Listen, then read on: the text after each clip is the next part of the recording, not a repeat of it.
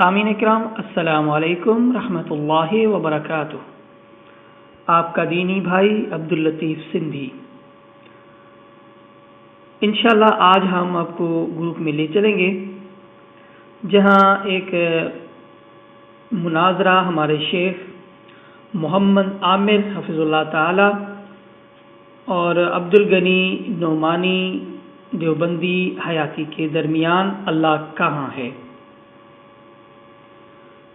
آج انشاءاللہ ہم اس مناظرے کے بعد کچھ لوگوں سے کمنٹ بھی لیں گے اور ان کا تبصرہ بھی ہم اس گروپ میں ڈالیں گے۔ تو میں اپنی باتوں کو سمیٹتا ہوں کہ آڈیو بڑی نہ ہو جائے، کیونکہ جب آڈیو بڑی ہو جاتی ہے تو لوگ بہت کم سنتے ہیں۔ بہرحال ہم چلتے ہیں سیدھے گروپ میں تاکہ ہم وہ باتیں سن سکیں جو علماء کرام کے درمیان ہو رہی ہیں۔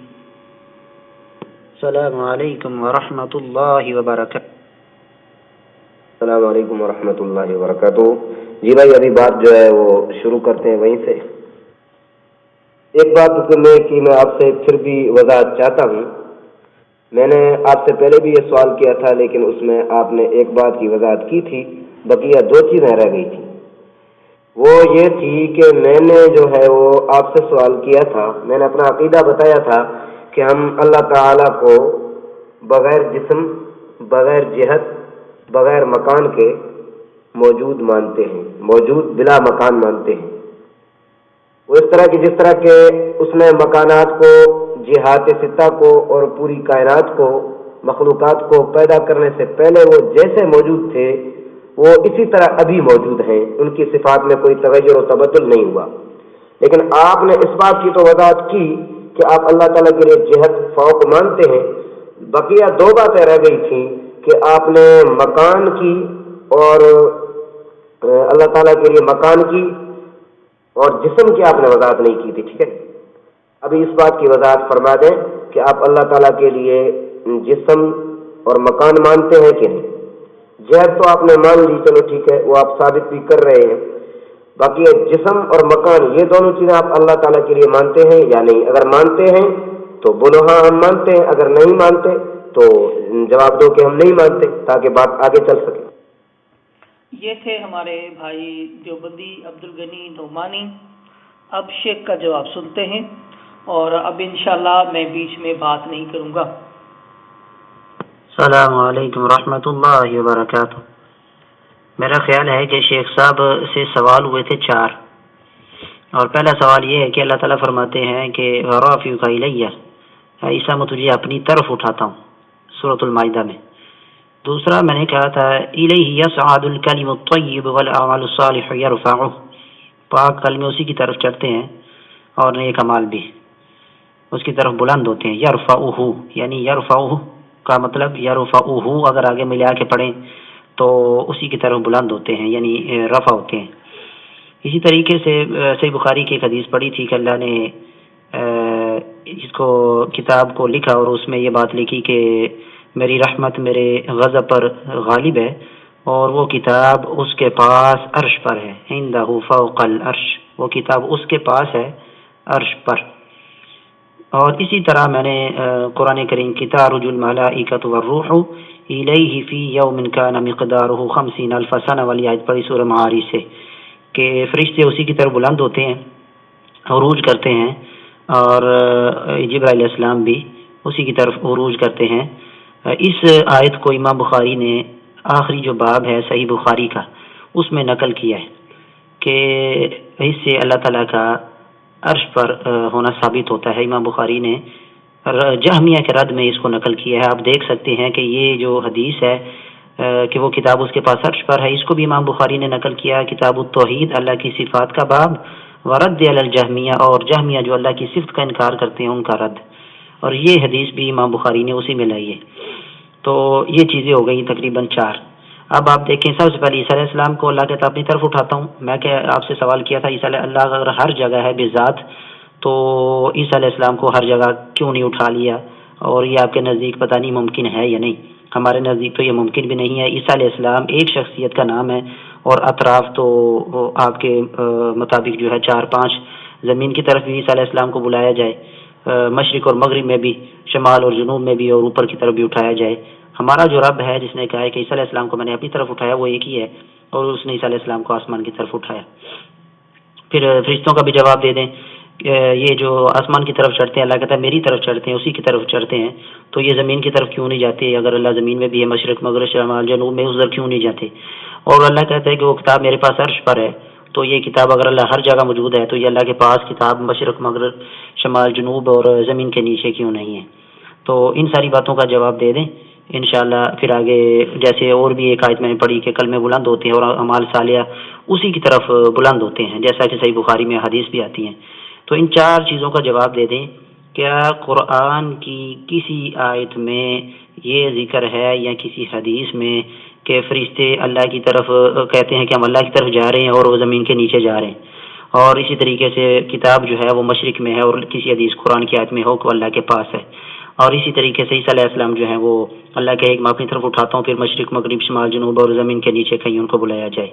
اسی طریقے سے جو فرشتے جو ہیں عروج کرتے ہیں اور پاک کلمے اسی کی طرف، وہ آسمان کے علاوہ یعنی اوپر کی جہت کے علاوہ، ڈائریکشن کے علاوہ کہیں اور جاتے ہوں، اور قرآن کی کسی آیت یا حدیث میں یہ الفاظ ہوں کہ وہ اللہ کی طرف جا رہے ہیں۔ اب رہی یہ بات، آپ کہتے ہیں جسم مانتے ہیں، بھائی ہم مجسمہ نہیں ہیں، ہم بالکل بھی مجسمہ نہیں ہیں، ہم جسم نہیں مانتے، ہم کہتے ہیں لیس کمثلہ شیء وہو السمیع البصیر، اللہ کی مثل کوئی چیز نہیں ہے، ایک بات۔ پھر آپ کہتے ہیں کہ جسم مانتے ہیں اور مکان مانتے ہیں، ہم نے کہا اللہ عرش پر مستوی ہے جیسے اس کی شان کے لائق ہے، یہ ہمارا عقیدہ ہے۔ وعلیکم السلام ورحمۃ اللہ وبرکاتہ۔ جی حضرت، میں جواب دینے کے لیے بہت کوشش کرتا ہوں، لیکن وائس جو ہے وہ آپ کی شاید لمبی تھی بہت، اس لیے جو ہے وہ جلدی ڈاؤن لوڈ نہیں ہو رہی تھی، ابھی ڈاؤن لوڈ ہوئی ہے تو میں نے سنی ہے اور فوراً میں جواب دے رہا ہوں۔ باقی بات یہ ہے کہ آپ فرماتے ہیں کہ میں نے 4 سوال کیے، تو حضرت اسی وقت میں نے آپ کو جواب دے دیا تھا کہ میں اللہ تعالیٰ کو عرش پہ مانتا ہوں، آسمانوں پہ بھی مانتا ہوں۔ اگر حضرت عیسیٰ علیہ السلام کو اللہ تعالیٰ نے آسمانوں پہ اٹھا لیا اور اس نے جو کتاب لکھی ہے وہ اس کے پاس ہے، ٹھیک ہے، اس کے پاس عرش پہ ہے، اور ملائکہ جو اوپر جو رفع کرتے ہیں، آپ فرماتے ہیں اوپر جاتے ہیں، آسمانوں میں جاتے ہیں، تو حضرت عیسیٰ علیہ السلام آسمانوں میں جاتے ہیں، اور ملائکہ جو ہیں وہ اعمال صالحہ لے کر آسمانوں پہ جاتے ہیں، اور پاک کلمے جو ہیں وہ آسمانوں پہ اٹھائے جاتے ہیں۔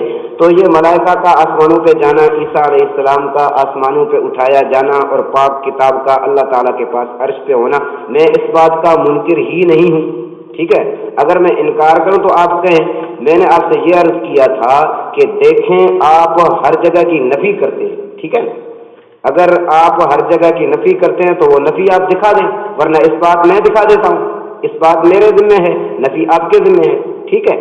اور ہر جگہ بھی ہم اسی طرح سے اللہ تعالیٰ کو مانتے ہیں کہ وہ جو ہے بلا مکان ہے، جس طرح مکان پیدا کرنے سے وہ موجود تھا، جہات ستہ کے پیدا کرنے سے پہلے وہ موجود تھا، مخلوقات کو پیدا کرنے سے پہلے وہ موجود تھا، اسی طرح موجود ہے، ٹھیک ہے۔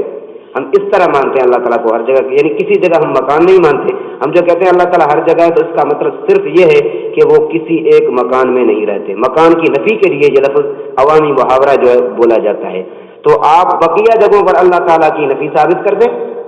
یہ جو باتیں آپ نے فرمائی ہیں ان کو تو میں مانتا ہوں، اور میں نے آپ سے سوال کیا تھا کہ آپ اللہ تعالیٰ کے لیے جسم نہیں مانتے، تو آپ نے فرمایا کہ نہیں، ہم جسم نہیں مانتے، ہم مجسمہ نہیں ہیں، اور مکان کا آپ نے جواب واضح نہیں دیا، ٹھیک ہے۔ آپ بتائیں، اگر آپ اللہ تعالیٰ کو صرف عرش پہ مانتے ہیں تو یہ تو عرش اللہ کا مکان ٹھہرا نا، باقی ہم اوپر مانتے ہیں، ٹھیک ہے، جہت فوق جو ہے وہاں ملائکہ جانتے ہیں، وہ ہم مانتے ہیں، ہم تو کہتے ہیں ہر جگہ ہے۔ جس طرح اس نے عرش پیدا نہیں کیا، اس سے پہلے بھی موجود تھا، اسی طرح آج بھی وہاں موجود ہے، وہاں اوپر بھی موجود ہے، مشرق و مغرب میں بھی، جس طرح وہ جو ہے وہ جہات ستہ کو پیدا کرنے سے پہلے موجود تھا، اب بھی موجود ہے۔ السلام علیکم ورحمۃ اللہ وبرکاتہ۔ شیخ صاحب، بات یہ ہے کہ جواب آپ نے دینا ہے یہ بھائیوں کو سمجھانے کے لیے۔ اللہ کی توفیق سے ہم اللہ کے قرآن کو نبی علیہ السلام کی حدیث کے ساتھ سمجھ کر بیٹھے ہوئے ہیں۔ یہ جو بھائی ہیں جو عقیدہ سمجھنا چاہتے ہیں، ان کو ہمیں سمجھانا ہے، اور وہ اچھے طریقے سے سمجھائیں، ان کو خوب سمجھ آئے جواب کی۔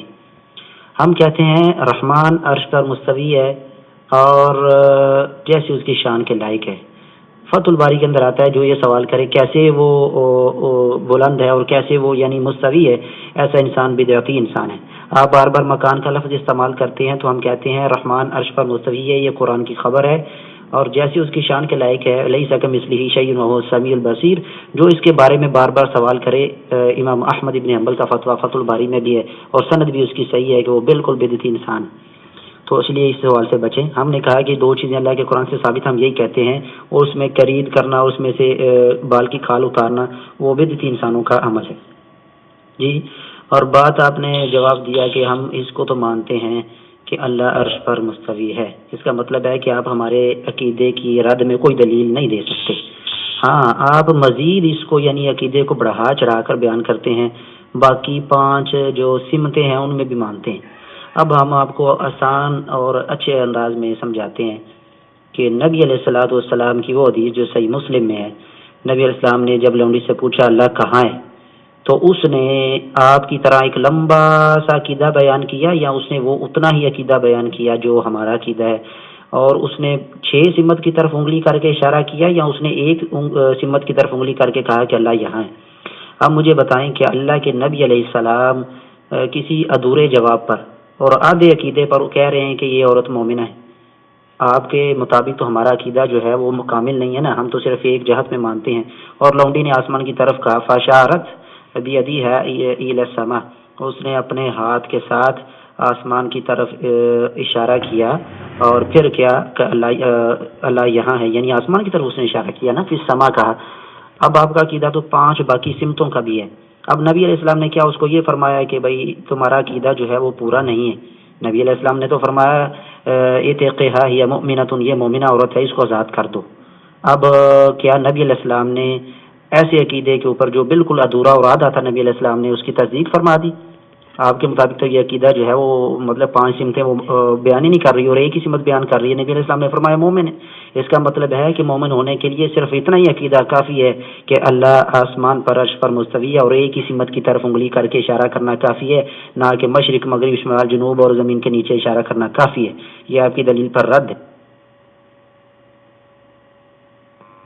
وعلیکم السلام ورحمۃ اللہ وبرکاتہ۔ دیکھیں شیخ صاحب، میں نے اپنے عقیدے کی خوب وضاحت کر دی، اور میں نے آپ کو یہ بھی کہا کہ بھائی دیکھیں، اگر آپ ایک سمت ثابت کر رہے ہیں، اگر آپ ایک جہت ثابت کر رہے ہیں، تو بقیہ جہات کی نفی آپ دکھا دیں، ٹھیک ہے؟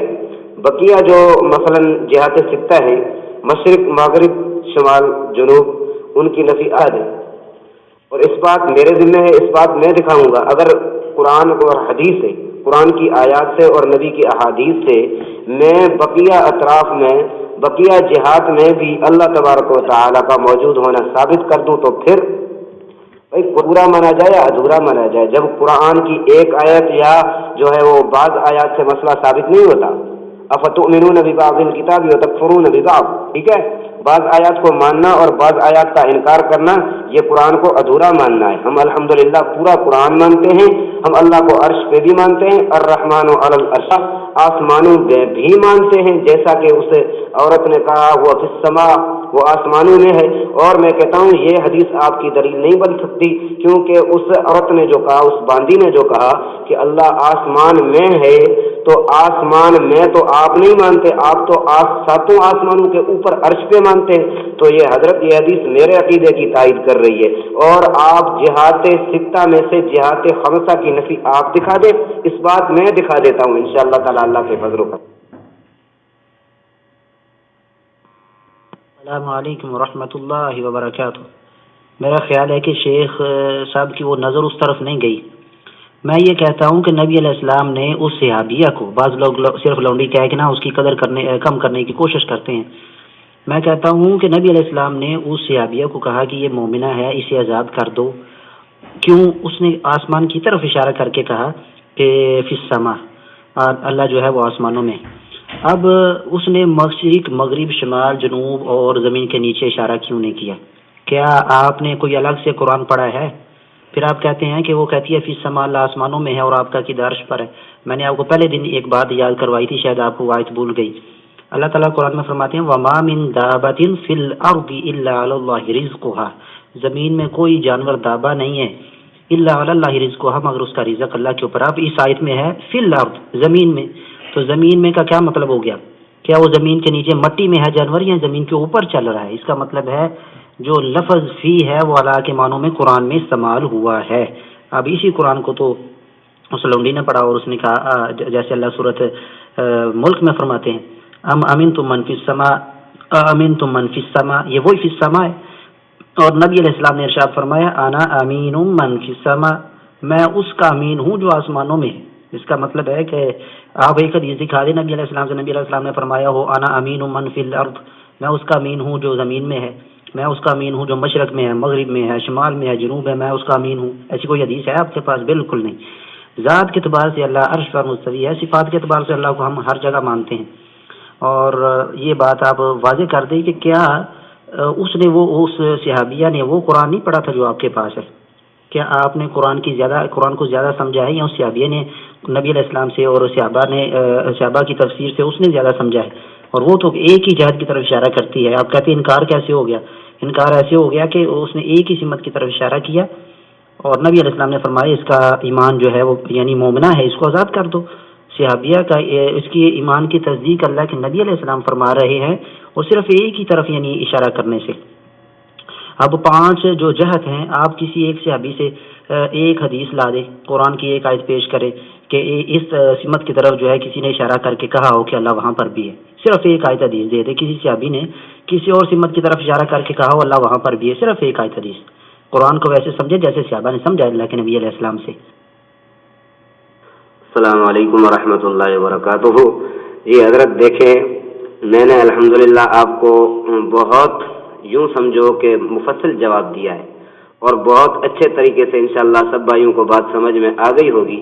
میں نے آپ کو ایک بہت آسان طریقہ بتایا ہے تاکہ جو ہے وہ ہمارے درمیان نزاع ختم ہو، تو وہ یہ ہے کہ آپ جہات خمسہ کی نفی کرتے ہیں تو آپ جو بھی دلیل دیں نا ان میں جہات خمسہ کی نفی بھی ہو۔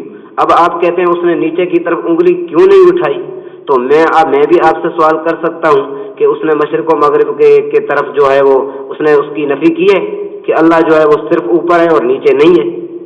اللہ جو ہے وہ صرف آسمان میں ہے اور زمین میں نہیں ہے، مشرق و مغرب میں نہیں ہے؟ اس سے نفی آپ دکھا دیں۔ اس بات تو میرے ذمہ ہے، انشاءاللہ میرے دلائل کی باری آئے گی، آپ اجازت دے دیں تو میں ابھی اس بات ثابت کر دیتا ہوں، ٹھیک ہے؟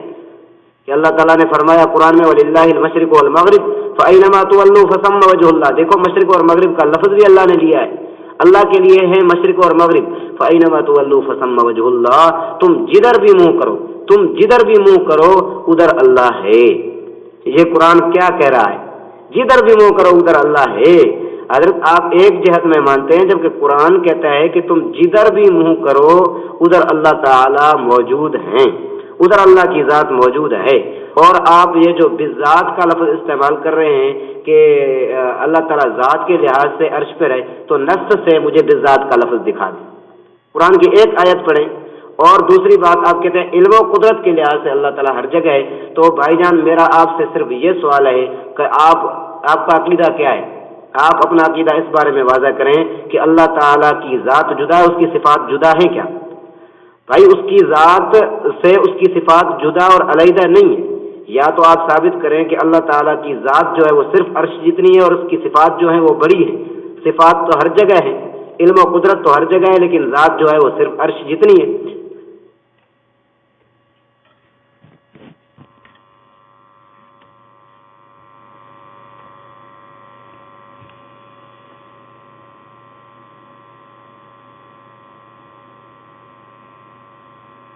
السلام علیکم ورحمۃ اللہ وبرکاتہ۔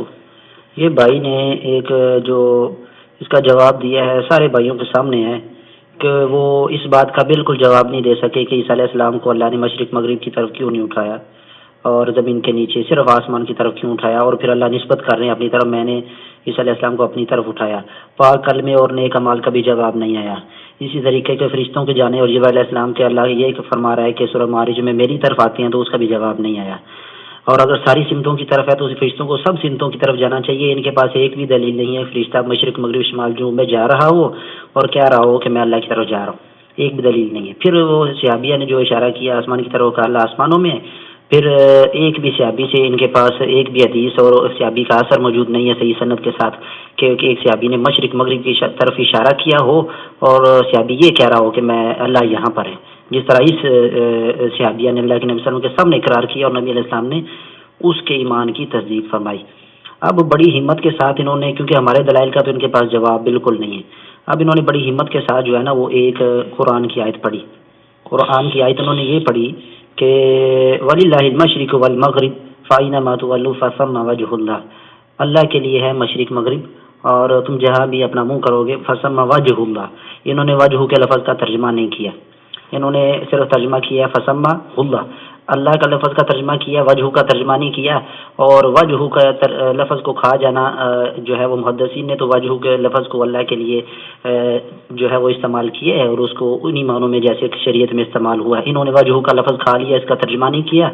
اور دوسری بات یہ ہے کہ میں نے ان کو پہلے دن جب وائس کیا تھا تو ان سے اس بات کو میں نے ان کو بار بار یاد کروایا تھا کہ آپ اللہ کے قرآن کی جب بھی کوئی آیت پڑھیں آگے پیچھے دیکھنے کہ اللہ کی کسی صفت کا ذکر تو نہیں ہے، کیونکہ اہل حدیث کا عقیدہ ہے کہ اللہ صفات کے اعتبار سے ہر جگہ پر ہے، ذات کے اعتبار سے اللہ عرش پر مستوی ہے۔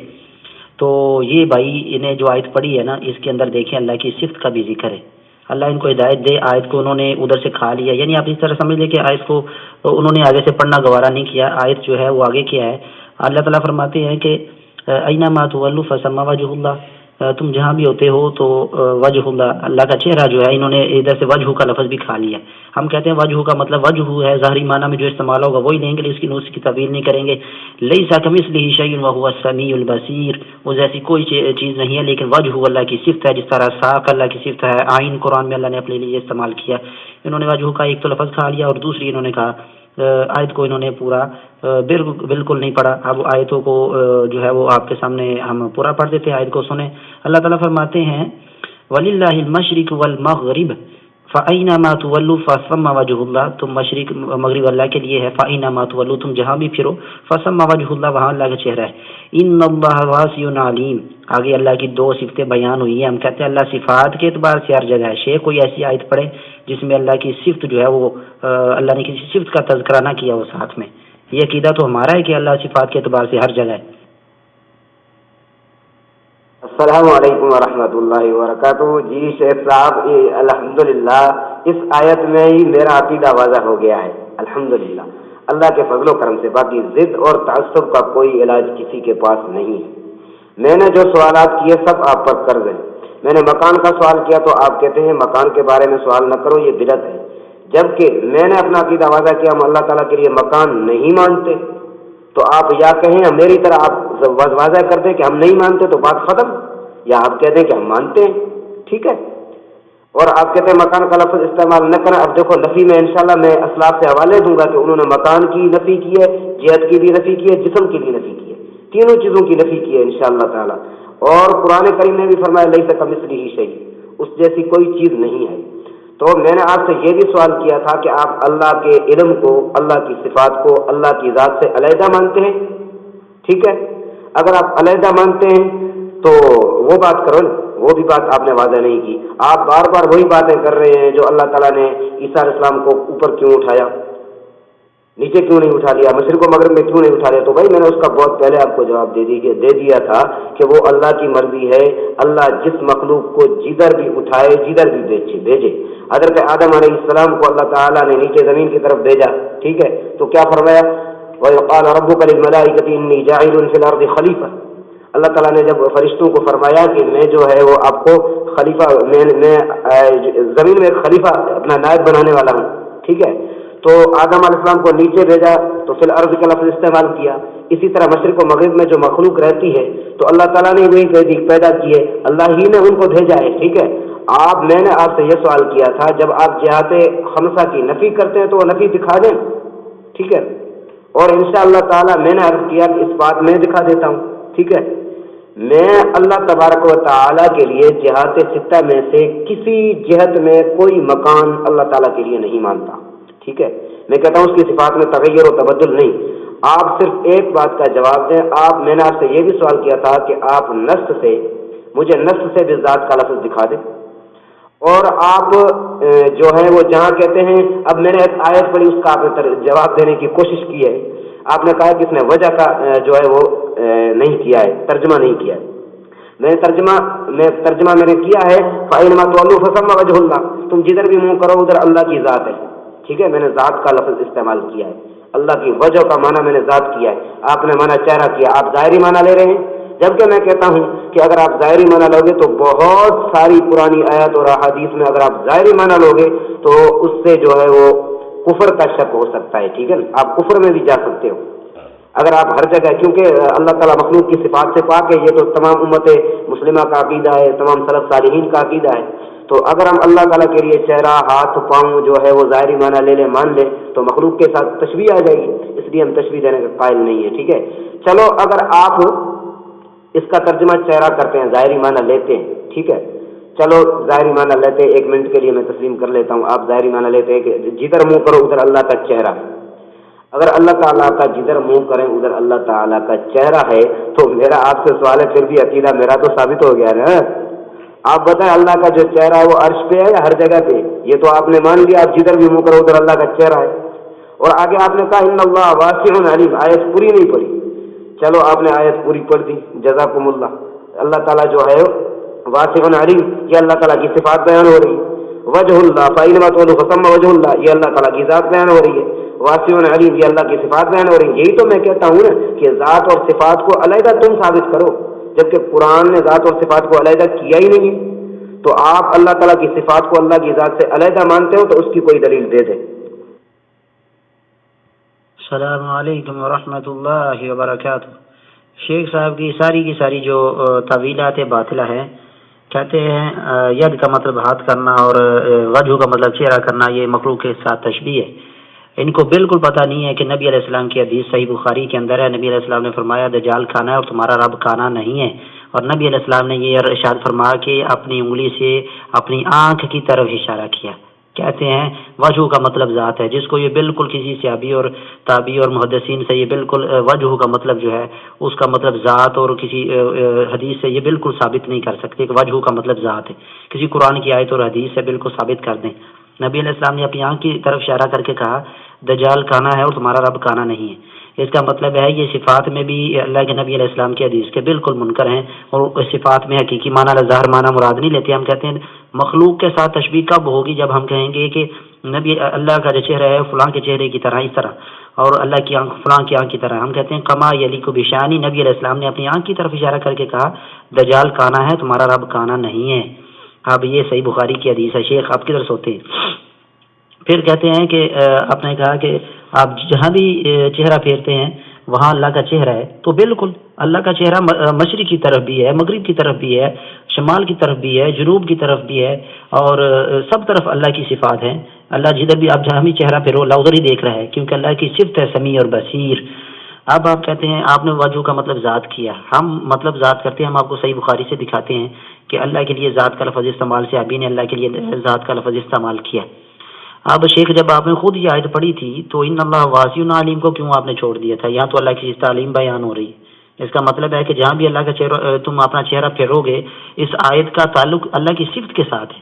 علیم اللہ کی صفت ہے، علیم اللہ کی صفت ہے، اللہ کا ایک نام ہے جس کو علیم جیسے اللہ کی صفت علیم یعنی جاننا ثابت ہو رہا ہے، نہ کہ اللہ کا بالذات وہاں پر موجود ہونا۔ اور لوگوں کے سامنے اس بات کو واضح کرتا جاؤں کہ ان کا عقیدہ ہے کہ اللہ زمین کے نیچے ہے، زمین کے اوپر چلتے ہیں اور کہتے ہیں زمین کے نیچے اللہ ہے، اور اسی طریقے سے مشرق اور مغرب میں کوئی نجس اور ناپاک جگہ بھی ہے تو اللہ وہاں پر بھی موجود ہے، اور پھر جھوٹ بولتے ہیں، کہتے ہیں ہم اللہ کو بلا مکان مانتے ہیں۔ دیکھیں کہتے ہیں اللہ ہمارے گھر میں بھی ہے، اللہ دکان میں بھی ہے، مکان میں بھی ہے، ہر جگہ میں اللہ کو مانتے ہیں، تو مکان آپ مانتے ہیں؟ نہیں مانتے۔ پھر اللہ انسان کوئی حمام میں ہو تو پھر کہتے ہیں اللہ اس کے ساتھ حمام میں بھی ہے، باتھ روم میں بھی ہے، ہر نجس جگہ اور پاک جگہ پر اللہ کو یہ مانتے ہیں۔ پھر ایک حدیث صحیح بخاری میں نبی علیہ السلام نے صحابی سے پوچھا تم میرے پاس آئی پھر کدھر گئے؟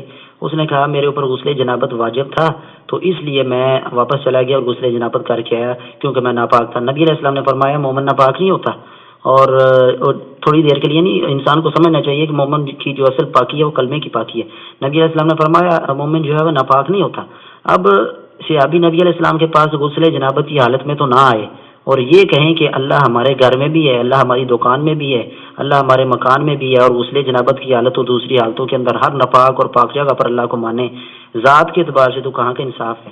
اس سے بچنے کے لیے اہل حدیث کے عقیدے کو قبول کیا جائے، اللہ ذات کے اعتبار سے عرش پر ہے، جیسے اس صحابیہ نے اشارہ کر کے کہا، اور یہ ایک حدیث بھی ابھی تک انہوں نے پڑھی نہیں ہے کہ کسی صحابی نے مشرق مغرب کی طرف اشارہ کر کے کہا وہاں پر اللہ ہے۔ تو اللہ کی جہاں بھی آپ کوئی آیت پڑھیں گے قرآن کی کہ اللہ جہاں تم دو ہوتے ہو تین ہوتا ہے، اور تین ہوتا ہے، چار ہوتے ہو پانچ ہوتا ہے، کوئی بھی قرآن کی آیت پڑھیں گے تو اس کو دیکھ لیں، اس میں اللہ کی کوئی صفت سمیع بصیر خبیر علیم تو نہیں ہے۔ اللہ صفات کے اعتبار سے ہر جگہ ہے، اس آیت میں صفت کیوں آئی ہے ساتھ میں؟ اللہ نے واضح کر دیا ہے کہ جہاں بھی ہوتا ہے تو اللہ وہاں پر ہوتا ہے، جیسے اللہ اپنی صفت کے ساتھ وہاں پر ہوتا ہے، نہ کہ اللہ اپنی ذات کے اعتبار سے وہاں پر ہوتا ہے۔ اور میں نے آپ کو بتا دیا آپ کے عقیدے سے تو کفر لازم آتا ہے، ہر نجس اور ناپاک جگہ پر آپ اللہ کو بالذات مانتے ہیں، نعوذ باللہ من ذالک۔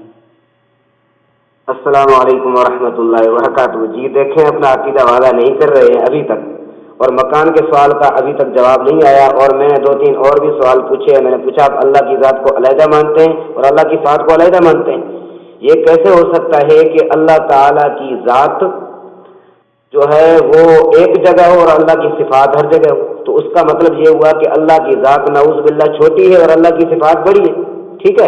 آپ کہتے ہیں جہاں بھی قرآن کی آیت ہو اللہ جو فرماتے ہیں کہ میں آپ کے ساتھ ہوں، تو وہاں کہیں کوئی صفت بیان تو نہیں ہو رہی؟ تو بھائی میں کہتا ہوں ٹھیک ہے، اللہ کی جہاں صفات ہیں وہاں اللہ کی ذات بھی ہے، آپ ذات اور صفات کو علیحدہ کیوں کرتے ہو؟ اگر علیحدہ کرتے ہو تو اس کی ایک دلیل دو۔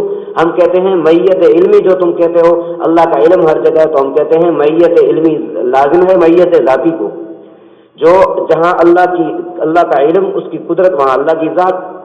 اگر ہم کہیں کہ اللہ کی ذات تو ایک جگہ ہے، اوپر عرش کے اوپر ہے، اور اللہ کا علم اور اس کی قدرت ہر جگہ، اس کی صفات ہر جگہ ہے، تو کیا مانا ہوا؟ تو کیا معلوم ہوا کہ اللہ تعالیٰ کی صفات بڑی ہے اور ذات چھوٹی ہے؟ ذات ایک جگہ پر آپ قید مانتے ہو، اور اللہ عرش مخلوق ہے، عرش اللہ کا پیدا کیا ہوا ہے، اور اللہ تبارک و تعالیٰ مخلوق کی صفات سے پاک ہیں۔ اللہ تعالیٰ رہنے کے لیے عرش کا محتاج نہیں ہے کیونکہ وہ مخلوق ہے۔ اگر آپ کہتے ہیں اللہ عرش پہ ہے، تو میرا یہ بھی آپ سے سوال ہے کہ جب عرش نہیں تھا تب اللہ تعالیٰ کہاں تھا؟ اور عرش محدود ہے، آپ اللہ کی ذات کو محدود مانتے ہیں؟ اللہ کی ذات بہت بڑی ہے، اللہ اکبر سب مسلمان پڑھتے ہیں۔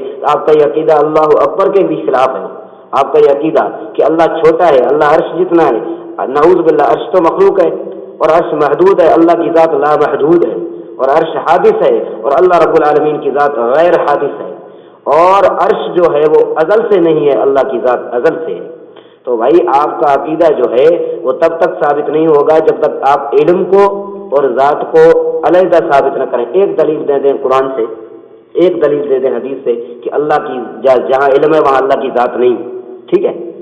آپ علم کو اور ذات کو جو ہے وہ علیحدہ ثابت کر کے دکھائیں، جبکہ اگر آپ علم کو اور ذات کو علیحدہ کریں گے، ذات کو ایک جگہ مانیں گے اور علم کو ہر جگہ مانیں گے، تو اس کا مطلب یہ ہوا کہ آپ اللہ تعالیٰ کے علم کو تو وسیع مانتے ہیں، آپ علم کو تو جو اللہ تعالیٰ کے علم کو تو بہت لامحدود مانتے ہیں، لیکن اللہ کی ذات کو آپ محدود مانتے ہیں مخلوق کی طرح۔ یہ بھی مخلوق کے ساتھ تشبیہ نہیں ہوگی؟ دوسرے آپ نے صفات کے بارے میں کہا کہ ہم اللہ تعالیٰ کے لیے چہرہ مانتے ہیں، ہاتھ پاؤں نعوذ باللہ مانتے ہیں، تو بھائی یہ مخلوق کے ساتھ تشبیہ نہیں ہے؟ اللہ تعالیٰ کے ہاتھ، اللہ تعالیٰ کا چہرہ، میں کہتا ہوں ہاتھ پاؤں چہرہ ہوتا ہی جسم کو ہے۔ چلو آپ نے چہرہ مانا کیا ہے، میں مان لیتا ہوں اس کا مانا وجن کا آپ نے ظاہری مانا لیا ہے چہرہ، تو میں آپ سے یہ بھی سوال پوچھتا ہوں کہ چہرہ کس کو ہوتا ہے؟ چہرہ کس کا ہوتا ہے؟ چہرہ ذات کا ہوتا ہے یا علم کا ہوتا ہے؟ تو اسی آیت سے اگر آپ چہرہ مانا کریں گے پھر بھی اللہ کی ذات ثابت ہوتی ہے۔ اور ان اللہ واسع علیم، یہ آگے جو ایک دو لفظ ہیں ان میں اللہ کی صفات بیان ہو رہی ہے۔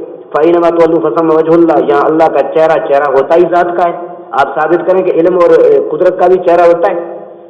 دوسری بات، آپ علم اور ذات کو علیحدہ ثابت کریں، ایک دلیل دیں قرآن کریم سے۔ اور تیسری اس بات کا بھی جواب دیں جب عرش نہیں تھا تب اللہ تعالیٰ کہاں تھا۔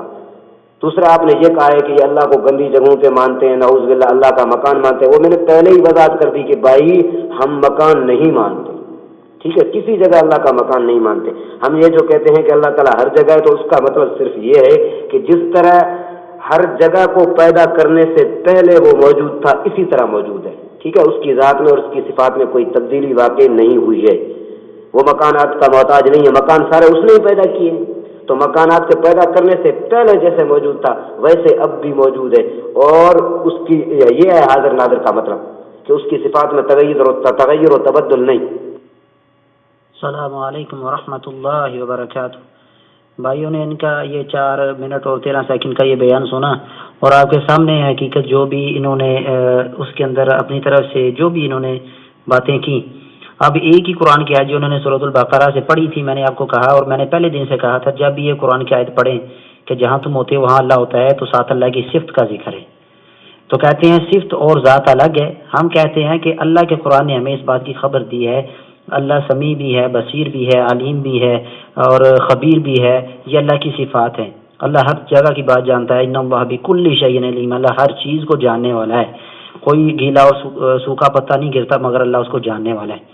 اب نبی علیہ السلام نے جو اس صحابیہ سے سوال کیا تھا، وہ صحابیہ سے کیا ہوا سوال تو یہ تھا کہ اللہ کہاں ہے۔ اب اس کا جواب تو انہوں نے نہیں دیا، لیکن چونکہ ان کی بات کا تعلق اس کے ساتھ ہے، میں پھر ان سے وہی سوال کروں گا۔ نبی علیہ السلام نے صحابیہ سے سوال کیا اللہ کہاں پر ہے، تو اگر اللہ جو ہے وہ ادھر نیچے بھی ہے، یعنی جدھر وہ صحابیہ اور اللہ کے رسول صلی اللہ علیہ وسلم کھڑے تھے وہاں اس مقام پر بھی، کیونکہ ان کا عقیدہ ہر جگہ کا ہے، تو پھر یہ کیوں نہیں کہہ دیا کہ یہاں پر ہے۔ تو آسمان کی طرف اشارہ کرنا اس بات کی دلیل ہے کہ اللہ بلند ہے، جیسے انہوں نے آپ خود سجدے کے اندر کہتے ہیں سبحان ربی الاعلی، پاک ہے وہ ذات جو بلند ہے، اور پھر کہتے ہیں زمین کے نیچے بھی ہے، نماز پڑھنے سے فارغ ہو کر کہتے ہیں زمین کے نیچے بھی، مشرق مغرب شمال جنوب، اور سجدے میں کہتے ہیں سبحان ربی الاعلی، پاک ہے وہ ذات جو بلند ہے۔ تو صحابیہ نے تو بلندی کی طرف اشارہ کیا نا، پستی تو اللہ کی ذات کے لیے نہیں ہے۔ اب میں ان سے پوچھتا ہوں کہ کس نے جو ہے وہ کسی صحابی نے جو ہے وہ اللہ کی ذات اور اللہ کی صفات میں فرق کیا ہو۔ ہم کہتے ہیں اللہ صفات کے اعتبار سے ہر جگہ ہے، ذات کے اعتبار سے عرش پر ہے، یہ قرآن حدیث کے دلائل سے ثابت ہے۔ اب کہتے ہیں اللہ کو ذات کے اعتبار سے عرش پر مانا جائے اور صفات کے اعتبار سے ہر جگہ مانا جائے تو پھر ذات چھوٹی ہو گئی۔ ہم کہتے ہیں، میں نے آپ کو شروع میں کہا تھا امام احمد بن حنبل کا فتویٰ فتح الباری میں بھیج دوں، کہتے ہیں بدعتی انسان ہے جو کہتا ہے کہ اللہ عرش پر کیسے مستوی ہے، اللہ عرش پر کیسے مستوی ہے، تو جو اس کے بارے میں سوال کرے وہ بدعتی انسان ہے۔ پھر کہتے ہیں جب عرش نہیں تھا تو اللہ کہاں تھا۔ آپ کا میرا مناظرہ اس وقت کا میں ہو رہا ہے یا اس دور میں ہو رہا ہے جب عرش نہیں تھا، یا آپ کا میرا مناظرہ اس دور میں ہو رہا ہے جب عرش بھی ہے، 7 آسمان سے اوپر بھی ہے، اور اللہ نے نازل کر دیا ہے کہ ثم استوى علی العرش، 7 آسمانوں کو پیدا کرنے کے بعد اللہ عرش پر مستوی ہوا۔ آپ کا میرے ساتھ کس دور میں مناظرہ ہو رہا ہے؟ اللہ آپ کو ہدایت دے۔ اور کہتے ہیں پاک اور ناپاک جگہ میں ہم اللہ کو نہیں مانتے۔ بالکل آپ مانتے ہیں بھائی، آپ کہتے ہیں اللہ ہر جگہ میں ہے، مشرق میں بھی حمام ہے، مغرب میں بھی حمام ہے، ہر جگہ میں حمام ہے، ایک ہی جگہ پاک اور صاف ہے جہاں ہم اللہ کو مانتے ہیں، وہ کون سی جگہ ہے؟ وہ عرش ہے، اور جہاں پر اللہ مستوی ہے۔ قرآن نے ہمیں اسی کی دلیل دی ہے، اور حدیث میں یہی بات ہے۔ آپ کے اوپر جتنے بھی میں نے دلائل رکھے تھے کہ جتنی بھی یہ امور خاص جو ہیں وہ ہو رہے ہیں سارے آسمان کی طرف ہی ہو رہے ہیں، تو یہ ایک زمین کے نیچے ادھر ادھر کیوں نہیں ہو رہا؟ آپ کا جواب نہیں بن پایا، اور کیا نبی علیہ السلام نے صحابیہ سے آدھے جواب پر اس کی ایمان کی بشارت دے دی؟ اور کیا آپ اس بات کو مانتے ہیں کوئی آسمان کی طرف اشارہ کر کے کہے کہ اللہ آسمان پر ہے اور کسی بات کا ساتھ میں ذکر نہ کرے، تو کیا آپ یہ مانتے ہیں کہ اس کا عقیدہ کامل ہے؟ اللہ آپ کو ہدایت دے۔ السلام علیکم ورحمۃ اللہ وبرکاتہ۔ جی بھائی، اگر آپ باتوں کی وضاحت کر دیتے نا شیخ صاحب تو بہت اچھا تھا، کیونکہ وضاحت کر دیتے تو بات ختم ہو جاتی۔ جو باتیں میں نے پوچھی ہیں، میں جو بھی سوال کرتا ہوں وہ آپ پر قرضہ چڑھتا جاتا ہے، اور آپ بار بار وہی سوال کرتے ہیں جس کا جواب میں 20 مرتبہ دے چکا ہوں پہلے مناظروں میں بھی۔ آپ کہتے ہیں کہ فرشتے اوپر کیوں جاتے ہیں، اور جو ہے وہ عیسیٰ علیہ السلام کو اوپر کیوں اٹھایا گیا، جو بھی معاملات ہیں وہ اوپر کی طرف کیوں جاتے ہیں؟ تو بھائی وہ مخلوقات کا ٹھکانہ ہے نا، وہ مخلوقات کا ٹھکانہ ہے۔ اللہ تعالیٰ مخلوقات کو اوپر لے جاتے ہیں، اور ادھر اللہ تعالیٰ جو ہے، اب دیکھیں میں نے آپ کو پہلے بھی ایک قرآن سے دلیل دی تھی کہ اللہ تعالیٰ نے حضرت موسیٰ علیہ السلام کو بلایا، کہاں بلایا؟ کوہ طور پہ۔ اب اللہ تعالیٰ موسیٰ علیہ السلام سے ہم کلام ہو رہے ہیں، اللہ کلام کر رہے ہیں کلیم اللہ سے، تو وہ کہاں کر رہے ہیں؟ کوہ طور پہ۔ تو وہ جگہ کوہ طور اللہ تبارک و تعالیٰ نے حضرت موسیٰ علیہ السلام کے لیے منتخب فرمائی۔ اسی طرح ہمارے نبی صلی اللہ علیہ وسلم معراج پہ جاتے ہیں تو آسمانوں پہ جاتے ہیں، اور اگر 1.25 لاکھ انبیاء کرام علیہ الصلوۃ والسلام کو امام بن کر امامت کے لیے بلاتے ہیں تو کہاں اللہ تبارک و تعالیٰ حضور علیہ الصلوۃ والسلام نے کہاں امامت فرمائی؟ بیت المقدس جو فلسطین میں، بتاؤ بیت المقدس کہاں ہے؟ آسمانوں پہ۔ اب آپ کا یہ کہنا کہ ادھر کیوں بلایا ادھر کیوں بلایا، تو بھائی وہ اللہ کا انتخاب تھا، اللہ نے نیچے بھی بہت ساری مخلوق بھیج دیے۔ اسی طرح اللہ تعالیٰ نے حضور علیہ السلام کو فلسطین میں اور اس میں بیت المقدس میں بھی تمام انبیاء کرام علیہ السلام کو جمع فرمایا تھا، اور وہاں سب نے حضور علیہ السلام کی امامت میں جو ہے وہ نماز کی تھی۔ اسی طرح فرشتے اگر اوپر جاتے ہیں تو نیچے بھی آتے ہیں۔ آپ بار بار وہی کہہ رہے ہیں کہ اس نے اوپر کیوں ہاتھ اٹھایا، اس جو صحابیہ تھی اس نے اوپر کیوں ہاتھ اٹھایا، اس نے یہ کیوں کہا؟ تو بھائی اگر اوپر ہاتھ اٹھایا اس نے کہا کیا ہے؟ وہ فی السماء، وہ آسمانوں میں، اس نے یہ نہیں کہا وہ علی العرش۔ آپ کا عقیدہ تو تب ثابت ہوتا ہے جب وہ کہتی کہ وہ علی العرش، وہ جو ہے وہ عرش پہ ہے۔ باقی آپ نے اس بات کا بھی جواب نہیں دیا کہ اللہ کے علم اور ذات کو آپ جدا مانتے ہیں نہیں، اور آپ کا دیکھو جواب نہیں بن پایا۔ میں نے آپ سے سوال کیا کہ جب اللہ تعالیٰ عرش نہیں تھا تب اللہ تعالیٰ کہاں تھے؟ آپ کو اس کا واضح جواب دینا چاہیے۔ آپ کہتے ہیں میرا اور مناظرہ آپ کا اس دور کا نہیں ہے، بھائی اس دور میں بھی اللہ تھا یا نہیں؟ یہ بتاؤ، اگر اللہ تھا تو کہاں تھا؟ اور اس بات کا بھی جواب دیں کہ اللہ تعالیٰ کی ذات جو آپ صرف عرش پہ مانتے ہیں، تو اللہ تعالیٰ کی ذات جو عرش پہ ہے وہ عرش سے چھوٹی ہے یا بڑی ہے، یا عرش جتنی ہے؟ کیونکہ عرش کی تو کوئی حد ہے نا، جبکہ اللہ رب العالمین کی ذات تو حد سے پاک ہے۔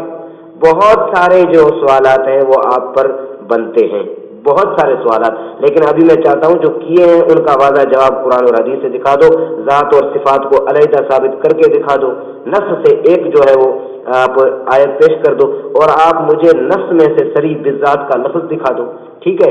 اور آپ مجھے تو کہتے ہیں تعویلات کرتے ہیں، جبکہ آپ خود قرآن کریم میں ایک آیت میں تعویل کر رہے ہیں، آپ خود آیات میں تعویل کر رہے ہو، ٹھیک ہے؟ آپ جو ہے بالذات کا لفظ استعمال کر رہے ہو، یہ تو تعویل ہے بھائی، تو اس طرح کی تعویلات آپ نہ کریں۔ آپ مجھے کہتے ہیں ہم صفات کو ظاہری معنی میں مان لیتے ہیں، تو بھائی آپ اللہ تعالیٰ نے جو الرحمن علی العرش استویٰ کہا ہے نا، وہ بھی جو ہے وہ آپ اس کی بھی تعویل نہ کریں۔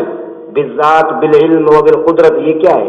یہ تعویلات کیوں کرتے ہیں؟ جہاں میت کا ذکر ہے وہاں بالعلم و بالقدرت، چلو میں بالعلم و بالقدرت کا بھی انکار نہیں کرتا، لیکن آپ یہ بات ثابت کر دو اس کی ذات علیحدہ ہے اور اس کی قدرت علیحدہ ہے۔ باقی آپ جو کہتے ہیں اوپر جاتے ہیں، میں اس بات کا انکار نہیں کرتا، میں کہتا ہوں کہ اگر اس عورت نے یہ کہا، اس صحابیہ نے یہ کہا کہ اللہ نیچے نہیں ہے، تو نفی دکھا دو، کیونکہ آپ نفی کرتے ہیں تو نفی دکھا دو۔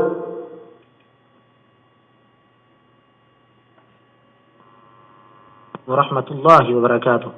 شیخ صاحب بات یہ ہے کہ آپ کے جتنے سوال ہیں نا وہ سارے کے سارے سوال کہ اللہ کو عرش پر مانے، عرش چھوٹا ہے، اللہ بڑا ہے، ان سارے سوالوں کا تعلق ہے کہ آپ اللہ کے استوا کی کیفیت کو معلوم کرنا چاہتے ہیں۔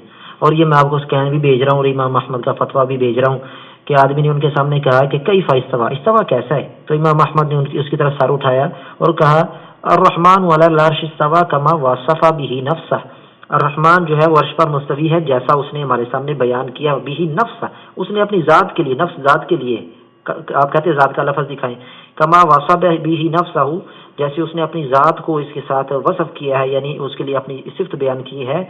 ولا یقال کیف، اور نہ پوچھو کیسا، وکیف عنہ مرفوع، اور اس سے جو کیف ہے وہ مرفوع ہے، یعنی اس کی کیفیت جو ہے وہ بالکل ہم بیان نہیں کریں گے، اٹھا لی گئی ہے۔ وما اراک الا صاحب بدعہ، اور میں تجھے ایک بدعتی انسان دیکھتا ہوں، اخرجو، اس کو ادھر سے نکالو۔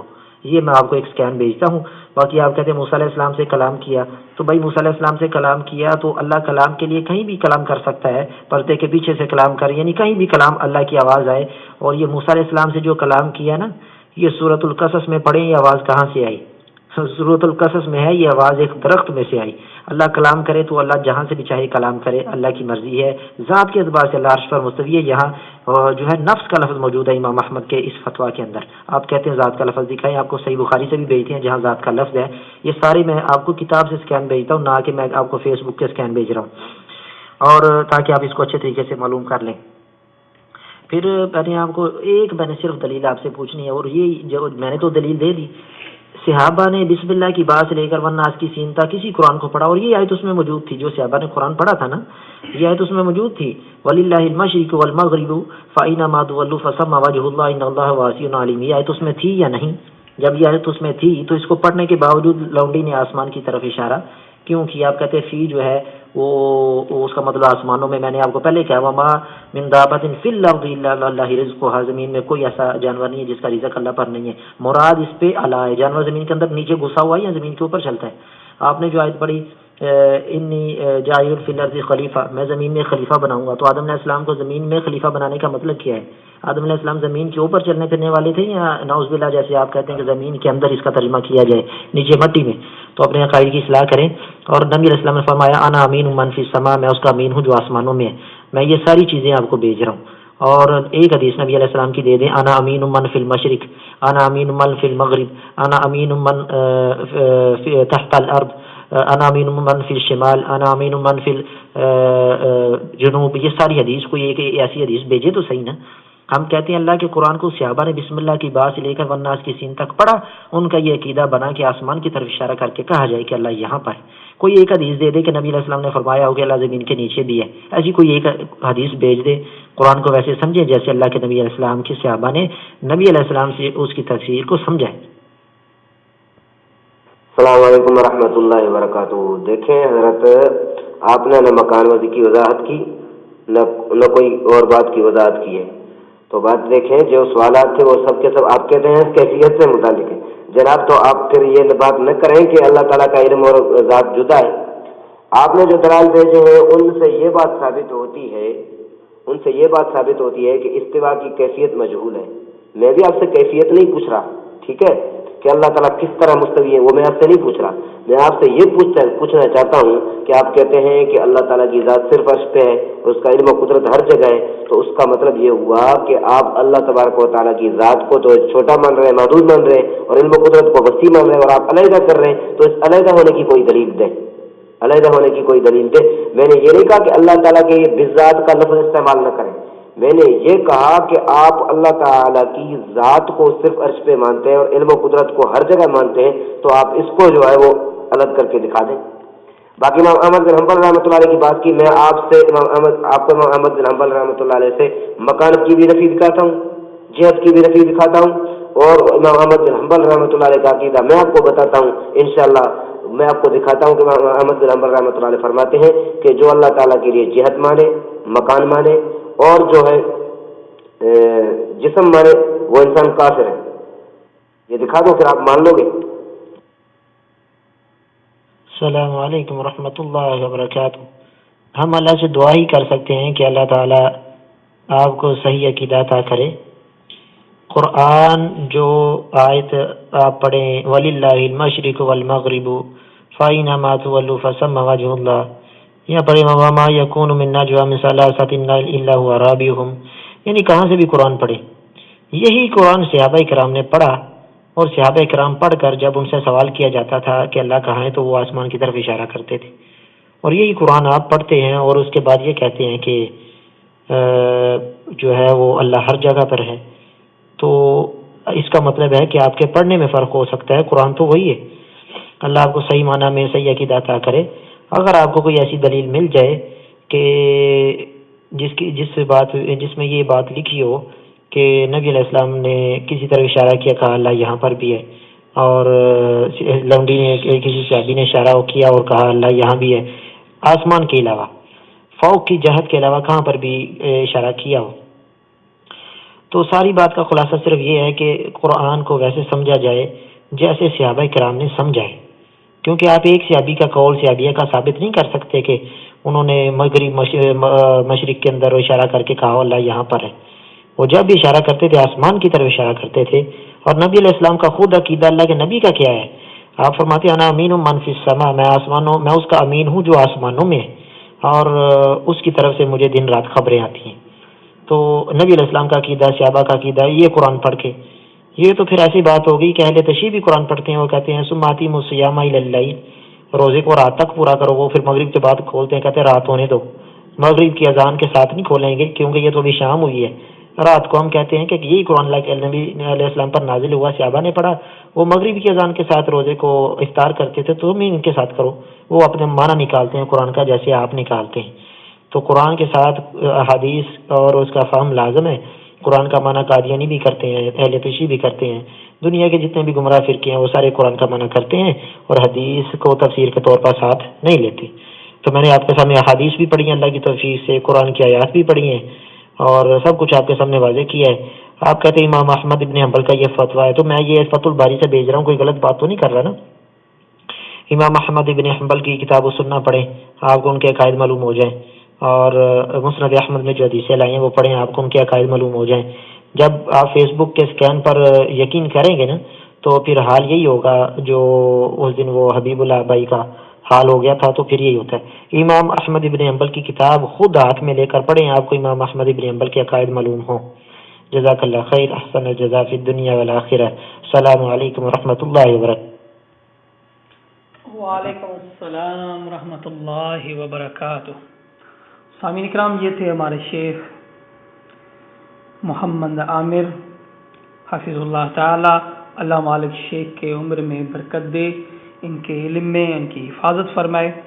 اب ہم چلتے ہیں ان دوستوں کے پاس جن سے میں نے کمنٹ لیے کہ مناظرے کے بعد تھوڑی کمنٹ ہمیں دیں تاکہ لوگوں کے سامنے یہ بات رکھی جائے.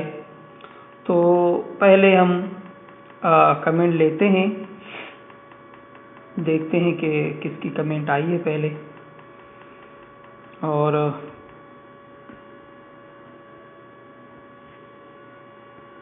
یہ ہمارے حسن بھائی کی کمنٹس ہوتے ہیں، دیکھتے ہیں کیا کہتے ہیں. السلام علیکم ورحمۃ اللہ وبرکاتہ.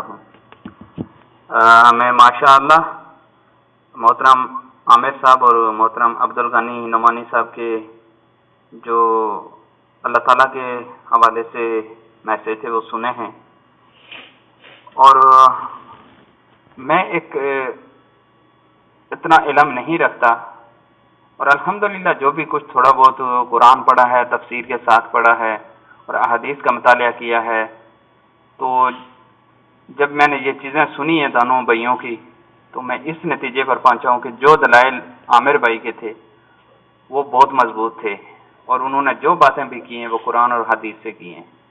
جبکہ دوسری طرف سے وہ بھائی تھے، انہوں نے کوئی بھی بات جو ہے وہ قرآن اور حدیث سے نہیں کی ہے، اور انہوں نے یہ کہا کہ اللہ تعالیٰ ہر جگہ پہ موجود ہے.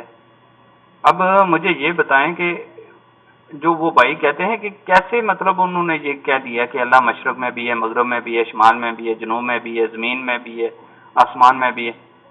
تو یہ تو پھر کیا مطلب نعوذ باللہ اللہ تعالیٰ مطلب ہر جگہ پہ گندگی میں بھی موجود ہے، جہاں پاؤں رکھتے ہیں وہاں بھی موجود. نعوذ باللہ میں یہ الفاظ کہہ نہیں سکتا. میں آپ کو بتاؤں کہ واللہ میرے ساتھ ایک ہندو تھا، تو اس نے میرے ساتھ ایک دفعہ ایسے ہی بات کی ہے کہ اللہ تو ہر جگہ موجود ہے. تو یہ میں جب ان بھائی کی میں نے باتیں سنی ہے تو میں نے دیکھا ہے کہ ان کے اور ان کی بات میں بالکل جو ہے نا ایک جیسی بات ہے. ہم ایک جگہ پہ بیٹھے ہوئے تھے اور ٹیبل تھا ہمارے آگے، تو وہ مجھے کہتا ہے اللہ تعالیٰ اس ٹیبل کے اوپر بھی موجود ہے. تو میں نے اسے پھر سمجھایا کہ جیسے میں مطلب وہ قرآن سے پڑھا ہے، اور یہ تو بالکل میں کہہ رہا ہوں کہ میں کوئی مطلب میں عالم دین نہیں ہوں، لیکن خود جب میں نے قرآن کا مطالعہ کیا ہے تو اس چیز پر مجھے خود پتہ چل گیا. اس چیز کو بھی چھوڑیں گے، میں پڑھ کے تو میں نے دیکھا ہے، شاید کوئی کہے کہ اس نے تفسیر کسی ایسی کی پڑھی ہوگی. ایک فطری طور پہ آپ دیکھیں جب ہم دعا مانگتے ہیں تو آسمان کی طرف ہی ہاتھ کیوں اٹھاتے ہیں؟ ہم مشرق مغرب شمال جنوب ہر طرف کریں، زمین کی طرف بھی کریں، اللہ تو ہر جگہ موجود ہے، کیوں ہم آسمان کی طرف ہی ہاتھ اٹھاتے ہیں؟ پھر وہ نبی کریم صلی اللہ علیہ وسلم جب مدینہ آئے ہیں تو کیوں بار بار آسمان کی طرف نظر اٹھا کے دیکھ رہے تھے؟ مطلب یہ بھی تو ایک دیکھنے والی باتیں ہیں. اور اسی طرح امام مالک رحمۃ اللہ علیہ سے کسی نے جب سوال پوچھا ہے کہ اللہ تعالیٰ عرش پر کیسے ہے، تو میں نے یہاں تک سنا ہے کہ وہ بے ہوش ہو گئے اس سوال پہ، اور پھر اسی جس نے یہ سوال کیا تھا اس کو باہر نکال دیا کہ یہ بدعتی ہے. ایسا سوال صحابہ نے نہیں کیا ہے، اور یہ مطلب بدعتی آدمی ہے کہ اس نے ایسا سوال کیا. اللہ تعالیٰ کی کیفیت مجہول ہے، ٹھیک ہے. اور میں سب بھائیوں سے یہ کہتا ہوں کہ دیکھیں ہمیں اپنے عقائد کو جو ہے نا ٹھیک کرنا چاہیے. اور ماشاءاللہ اللہ تعالیٰ جزائے خیر دے عامر بھائی کو، اللہ تعالیٰ ان کو مزید ان کے علم میں اضافہ فرمائے، اللہ تعالیٰ ان کو صحت تندرستی عطا فرمائے. اور اللہ تعالیٰ میں دوسرے بھائی کے لیے بھی دعا کرتا ہوں اللہ سے کہ جو بھی اللہ تعالیٰ تیرا سیدھا راستہ ہے اللہ تعالیٰ اسی پر ان کو بھی چلنے کی توفیق عطا فرما. اور ان کو میں یہی گزارش کرتا ہوں کہ اپنے انا کا مسئلہ چھوڑیں اور قرآن اور حدیث کا صحیح طرح سے مطالعہ کریں. ٹھیک ہے، یہ انا کا مسئلہ نہیں بنانا چاہیے. یہ چیزیں ہماری آخرت کے ساتھ ہیں. تو اب دیکھیں، جیسے وہ کہتے ہیں کہ اللہ ہر جگہ موجود ہے، کیا اللہ تعالیٰ نعوذ باللہ باتھ روم میں بھی موجود ہے؟ مطلب کیسی انہوں نے ایک بات کی ہے. السلام علیکم ورحمۃ اللہ. وعلیکم السلام رحمۃ اللہ وبرکاتہ. جی حسن بھائی، اللہ مالک آپ کو صحت دے. اب چلتے ہیں ایک دوسری کمنٹ کی طرف. دوسرے بھائی ہمارے راجہ محمد ندیم صاحب، یہ ہمارے گروپ کے ایڈمن بھی ہیں، اور دیکھتے ہیں کہ اس بھائی کی کیا رائے ہے. السلام علیکم ورحمۃ اللہ وبرکاتہ. محترم دوستو ساتھیو، میں نے یہ سارا مناظرہ سنا، سمجھا، دیکھا. اللہ کے فضل سے یہ مناظرہ اچھے انداز میں ہوا. اس پر اللہ کا شکر ادا بھی کرتا ہوں. اس میں محترم الشیخ عامر حفظ اللہ تعالی نے کچھ سوالات اٹھائے جو، اور اللہ رب العزت کا عرش پر ہونا، مستوی ہونا قرآن سے پڑھ کر بتایا، جیسا کہ سورۃ طٰہٰ کے اندر بتایا، اور دوسری متعدد آیات سے بتایا کہ ثم استویٰ علی العرش، اللہ کے بارے میں بتلایا کہ اللہ عرش کے اوپر ہے. اسی طرح وہ جاریہ لونڈی کے بارے، صحابیہ کے بارے میں، کیونکہ اس نے ایمان کی حالت میں اللہ کے نبی کو دیکھا، اس لیے ہم اس کو صحابیہ کہتے. اس کے بارے میں اس سے اللہ کے نبی نے پوچھا کہ اللہ کہاں ہے، تو اس نے کہا اللہ عرش کے اوپر ہے. تو اللہ کے نبی نے اس کو نہیں کہا کہ نہیں آپ تم نے غلط کہہ دیا، اللہ تو ہر طرف موجود ہے، ہر چیز کے اندر موجود ہے. تو اللہ کے نبی نے کہا یہ مومنہ ہے، اس کو آزاد کر دو. اسی طرح ان تختیوں کا، جیسے شیخ عامر صاحب نے بتایا کہ وہ تختیاں جو لکھی ہوئی تھی، جس پر اللہ نے لکھا کہ میری جو رحمت ہے میرے غصے پر سبقت لے گئی، تو وہ کہاں ہے؟ عرش کے پاس. اور یہ قرآن کدھر ہے؟ عرش کے پاس، لوح محفوظ ہے، لوح محفوظ کے پاس محفوظ ہے. اور اسی طرح شیخ صاحب نے بہت سی باتیں کہیں کہ فرشتوں کا اوپر کی طرف چڑھنا، عیسیٰ علیہ السلام کو اپنی طرف اوپر کی طرف اٹھانا.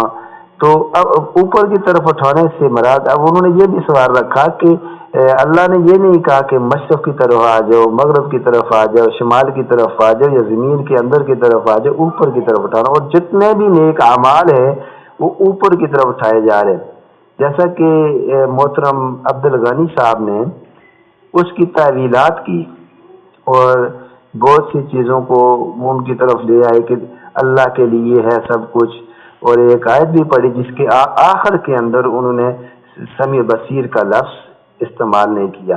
تو اللہ کی صفات پھر آگے سے سوال کرتے ہیں کہ کیا اللہ کی صفات اللہ سے جدا ہیں؟ استغفر اللہ. محترم میرا رب تو وہ ہے کہ جو جانتا ہے، یعلم ما بین ایدیہم وما خلفہم. میرا رب تو وہ ہے جو جانتا ہے کہ تمہارے آگے کیا ہے، تمہارے پیچھے کیا ہے، فعل حال، فعل مستقبل، فعل ماضی، فعل حال، سب چیز کو جانتا ہے. مجھ کو یہ پتہ ہے کہ یہ ندیم جو ہے آج سے 10 سال پہلے اس ٹائم جو اس نے بات کی ہے وہ اس کو بھی جانتا ہے. رب میرا ایک ایک دن کی، ایک ایک لمحہ کی، ایک ایک بات کو میرا رب جانتا ہے، اور صرف میری نہیں، سب کی باتوں کو جانتا ہے. اور وہ اس کا جو علم ہے وہ احاطہ کیے ہوئے ہر چیز کا. اور دوسری بات جو سمجھ کی آتی ہے کہ جب قیامت آئے گی تو اللہ کا جو عرش، جیسے شیخ صاحب نے بتایا کہ اللہ کا عرش اس کے فرشتے اٹھائے ہوئے ہوں گے، تو اس سے بھی پتہ چلتا ہے کہ اللہ بڑی شان والا ہے، جو جلال والا ہے، وہ عرش کے اوپر ہے، اور فرشتے قیامت کے دن بھی اس کا عرش اٹھائے ہوئے ہوں گے اور اللہ اس کے اوپر ہوگا. کیسے ہوگا اس کی کوئی مثال نہیں دے سکتا، اس کی کوئی مثال ہے ہی نہیں. تو میرے بھائی جو عبدالغنی صاحب نے یہ باتیں کی ہیں کہ اللہ عرش کے اوپر بھی انہوں نے بھی اس چیز کو تسلیم کیا ہے، لیکن کہا کہ اللہ فرش پر بھی ہے اور زمین کے اندر بھی ہے. نعوذ باللہ، اتنی گستاخانہ بات ہے کہ اللہ زمین کے نیچے ہے اور ہم اللہ کے اوپر ہیں اور اس کے اوپر چل رہے ہیں. اس کا مطلب تو یہی ہوا. پھر دوسری بات یہاں سے بھی نکلتی ہے کہ اللہ ہر چیز کے اندر موجود ہے، جیسے صوفیوں کا عقیدہ ہے، اور اسی عقیدے کے تحت وہ جہاد سے بھی بہت دور بھاگتے ہیں اور وہ کہتے ہیں نعوذ باللہ کافر کے اندر بھی اللہ موجود ہے. تو میں ان سے یہ سوال بھی کیا گیا کہ اللہ ہر چیز کے اندر اگر موجود ہے، ہر جگہ موجود ہے، تو پھر یہ بھی بتلائیں کہ کیا وہ گندگی والی چیز میں بھی موجود ہے؟ تو اس کا بھی جواب عبدالغنی صاحب کے پاس نہیں تھا، اور کسی جگہ کا بھی انہوں نے صحیح حدیث بھی وضاحت نہیں کی، جبکہ شیخ صاحب نے قرآن اور حدیث سے ان کو بتلانے کی کوشش کی، لیکن وہ تعویلات پیش کرتے رہے. اور آخر میں میں بھائیوں سے یہی عرض کروں گا کہ خدا را اللہ کے لیے اس رب کو مان لو، اس رب کی عزت کرو، اس کی وہ قدر کرو جو اس کے لائق ہے. اور اللہ اکبر، اللہ آپ کہتے ہو نماز کے اندر سبحان ربی الاعلی، پاک ہے وہ اللہ، وہ میرا رب جو سب سے بلند ہے، سب سے بلند ہے. تو میرے بھائیوں، اس کی طرف چلو، اس کی طرف جاؤ، اس کو مانو، اس کے اوپر صحیح عقیدہ رکھو، اس کو بلندی رکھو، اس کو پستی کی طرف نہ لے کے آؤ. وہ اللہ صاف پاک عرش کے اوپر ہے، جہاں پر وہ اس کے لائق ہے، جو میرے رب کو لائق ہے اسی کے لیے ہے. اللہ تعالیٰ ہمیں سمجھ کی توفیق دیں. جزاک اللہ خیرہ. السلام علیکم ورحمۃ اللہ وبرکاتہ. وعلیکم السلام ورحمۃ اللہ وبرکاتہ. اب چلتے ہیں دوسری کمنٹ کی طرف. یہ 2 کمنٹ آئے ہیں ہمارے پاس، دونوں ہیں شیخ راشد علی صاحب کے، راشد علی سلفی صاحب. اب دیکھتے ہیں یہ علماء کرام ہیں، یہ کیا کہتے ہیں. السلام علیکم ورحمۃ اللہ وبرکاتہ. جی، یہ اس مناظرے کے بارے میں تبصرہ طلب کیا گیا ہے. جو مناظرہ جو ہے اہل حدیث کی طرف سے شیخ محمد عامر صاحب نے کیا ہے، اور ہمارے احناف کی طرف سے عبدالغنی نعمانی صاحب نے کیا ہے. سب سے پہلی بات یہ ہے کہ اس مناظرے کے اندر ایک چیز تو میں نے یہ دیکھی ہے کہ الحمدللہ طرفین سے کوئی بھی ایسی غلط زبان استعمال نہیں ہوئی. ایک چیز تو یہ میں نے دیکھی، یہ بہت اچھی بات ہے، کیونکہ ہر ایک چیز کی جو نا اصلاح کرنا مقصد ہو تو یہی چیز ہوتی ہے. اب اللہ رب العزت ہمارے بھائی کو اصلاح کرنے کی توفیق دے، قرآن حدیث سمجھنے کی توفیق دے. دوسری بات یہ ہے کہ بھائی نے شروع مناظرے سے لے کر اب تک بس ایک ہی 2 سوال رکھے، جس سوالات کے جوابات ہمارے شیخ محمد عامر صاحب دے چکے تھے اجمالاً، کیونکہ یہ ایک ایسا مسئلہ ہے جس میں اجمالی جواب دیا جا سکتا ہے. تو ایک سوال بھائی نے یوں رکھا تھا کہ فی السماء، ہوا فی السماء اللہ رب العزت کے لیے استعمال نہ کہ اعلی السماء. تو پہلی سب سے بات یہ ہے کہ یہاں پر عبدالغنی نعمانی صاحب سے میں کہنا چاہوں گا کہ جو ہے نا عربی گرامر کے اندر تھوڑی کچھ معلومات رکھیں، جیسے کہ یہاں پر فی جو ہے وہ اعلیٰ کے معنی میں ہی ہے، نہ کہ فی السماء کے اندر ہی ہے. دوسری بات یہ ہے کہ جیسے آپ شیخ محمد عامر نے بتایا کہ ہوا فی کہتے ہیں کہ فی المغرب فی الشمال وغیرہ ایسے من فی المغرب ایسے الفاظ نہیں استعمال ہوئے، تو جب یہ استعمال نہیں ہوئے تو اسے ثابت ہوتا ہے اللہ رب العزت آسمانوں پر ہے، پہلی بات۔ دوسری بات یہ کہ جب یہ کہا کہ اللہ رب العزت پہلے کہاں تھا، تو وہ تو واضح ہے قرآن کے اندر ہی، وکان عرش علی الماء، اللہ رب العزت کا عرش پہلے کہاں تھا، پانی پر تھا۔ اب کوئی بندہ اس کے اندر کوئی کیچڑ اٹھائے اور کہے کہ بال کی کھال اتاروں میں، وہ اتارنے کے لیے تو بہت ساری چیزیں ہوتی ہیں۔ اب مثال کے طور پر اس نے اب آیت پڑھی تھی، آیت یہ پڑھی ہے کہ اس کے اندر جو ہے نا وہ وجہ کے بارے میں کافی جو ہے نا وہ قدرت مانتے ہیں کہ اللہ رب العزت کی قدرت ہے، اللہ رب العزت بذات خود، یہاں وجہ سے مراد چہرہ نہیں ہے۔ پہلی بات یہ ہے کہ میں یہاں پر ایک سوال رکھنا چاہتا ہوں کہ ہمارے احناف بھائی کے یہاں یہ ہوتا ہے، ایک مسئلے کے اندر ایک امام کو لیتے ہیں اور دوسرے مسئلے کے اندر کسی اور امام کو لیتے ہیں۔ اب آپ دیکھیں مسئلہ آتا ہے فقہ کا تو ابو حنیفہ رحمہ اللہ کو بالکل آگے لے آتے ہیں، اور مسئلہ آتا ہے عقائد کا ابو الحسن الماتریدی کو آگے لے آتے ہیں۔ اب بات یہ ہے کہ ابو حنیفہ رحمہ اللہ سے اگر دیکھا جائے ان کا کیا مذہب ہے، کہہ رہے ہیں کہ کلام ابی حنیفہ فی اثبات الید والوجہ والنفس له تعالی بلا کیف، یہ چیز، یہ عبارت جو ہے اس طرح امام ابی حنیفہ رحمہ اللہ نے اپنی کتاب الفقہ الاکبر کے اندر باقاعدہ صاف لکھا ہے۔ فرماتے ہیں کہ کما ذکر تعالی فی القرآن من ذکر الید والوجہ والنفس فہو لہ صفت بلا کیف، یعنی کہ یہ اللہ رب العزت کی صفتیں بغیر کیفیت معلوم کیے۔ اب کیفیت کیا ہے، میرا ایک اس سوال سے وضاحت کرنا مقصد ہے۔ کیفیت یہ ہے کہ ہاتھ ہے، انسان کا ہاتھ جس طرح اسی طرح اللہ رب العزت کا بھی ہاتھ ہے، تو یہ بلا کیفن کی جو شرط لگائی ہے ابو حنیفہ رحمہ اللہ نے، میں اسی سے ہی جواب دینا چاہ رہا ہوں۔ ابو حنیفہ رحمہ اللہ نے اس اللہ رب العزت کے لیے وجہ کو وجہ ہی مانا ہے، یعنی اللہ رب العزت کا چہرہ ہے۔ اب بلا کیفن یعنی جس طرح کما یلیق بجلالی، جس طرح اللہ رب العزت کے لیے لائق ہے اس انداز سے۔ اب آگے خود وضاحت کر رہے ہیں، کہہ رہے ہیں کہ ولا یقال، اور اس طرح نہیں کہا جائے گا کہ ان یدہ، کہ اللہ رب العزت کا جو ہاتھ ہے اس سے مراد قدرت ہے و نعمت، یا اس سے مراد نعمت ہے، بلکہ کہہ رہے ہیں کہ لأن فیہ ابطال صفہ، اس لیے کہ اس کے اندر صفت کا کیا ہو جاتا ہے، بطلان ہو جاتا ہے، صفت کی نفی ہو جاتی ہے۔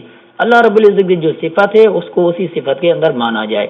تو پہلا یہاں پر جو ہے واضح بالکل ہو گئی بات ہے کہ ابو حنیفہ رحمہ اللہ سے بھی بغیر کیفیت کے ہمیں اللہ رب العزت کے لیے صفات کو مانا ہمارے لیے ثابت ہو گیا، اور ہم لازمی اب اسی چیز کو سمجھ کر مان کر اسی کو آگے چلائیں گے۔ دوسری بات یہ تھی کہ بھائی نے جو آیت پڑھی تھی، لازمی آیت کا جواب ماشاءاللہ بہترین شیخ محمد عامر نے دیا، کیونکہ ایک صفت علیم سمیع تو اللہ رب العزت کی آگے موجود ہے، لہذا وہی صفت اب مانے گئی۔ یہاں پر لازمی تھوڑی کہ اللہ رب العزت کی صفت وہ مانے جو بھائی کہہ رہے ہیں محمد عبدالغنی نعمانی بھائی کہہ رہے ہیں جہات ستہ، جہات ستہ کہیں بھی قرآن اور حدیث کے اندر اللہ رب العزت کے لیے ہمیں دکھا دیں، بگانا ہم یہ کہتے ہیں، ہم کیا کہتے ہیں، ہم صاف یہی چیز کہتے ہیں کہ اللہ رب العزت نے کیا فرمایا ہے، محیط، اللہ رب العزت ہر چیز کو اللہ رب العزت کا علم۔ جی ایک اسی طرح جو ہے وہ میں بات کر رہا تھا کہ اللہ رب العزت کے عرش کے بارے میں، تو عرش کے بارے میں بات یہ ہے کہ امام ابو حنیفہ رحمہ اللہ نے کہا ہے کہ اللہ رب العزت نے اپنے مقدس کلام کے اندر 7 مقام پر یہ صاف کہہ دیا ہے کہ اللہ رب العزت عرش پر مستوی ہے۔ تو جس طرح کے بہت سارے مقامات ہیں، مثال کے طور پر ثم استوى علی العرش الرحمن علی العرش استوى، یا جس طرح وہ ہے کہ جیسے سوالات کے اندر کافی جو ہے نا وہ شیخ کہتے ہیں کہ اس نے دیے تھے محمد عامر نے، کہ بہت سارے مقامات کے بہت ساری چیزوں سے جو ہے نا ثابت کیا جاتا ہے کہ اللہ رب العزت آسمان پر ہے، عرش پر ہے۔